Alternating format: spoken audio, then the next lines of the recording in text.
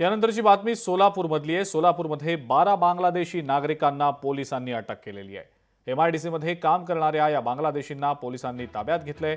सोलापूर पोलिसांच्या मदतीने ATSने ही कारवाई केलेली आहे। बनावट आधार कार्ड बनवण्यासाठी मदत करणाऱ्याचा शोध देखील सुरू आहे। या 12 बांगलादेशी नागरिकांविरोधात पोलीस स्टेशनमध्ये गुन्हा दाखल करण्यात आलेला आहे।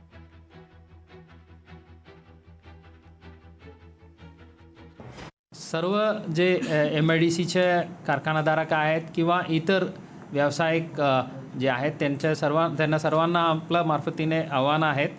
आपल्याकडे जे कोणी नोकरीत आहेत, रोजगारी आपण दिलेले आहेत, त्या सर्वांच्या अँटीसिडेंट्स व्हेरिफिकेशन करून घ्या। सोबतच जे कोणी अशा नवीन आलेले आहेत त्यांना घर भाड्याने देणारे जे घर मालक लोक आहे, आपल्यालाही आव्हान आहे, आपण जे भाडेदार आहेत त्यांच्या अँटीसिडेंट्स व्हेरिफिकेशन लोकल पोलीस स्टेशन मार्फत करून घ्यावे।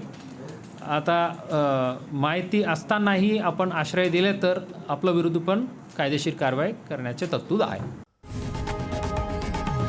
लोकशाही मराठी ऐका, पहा, जागरूक रहा।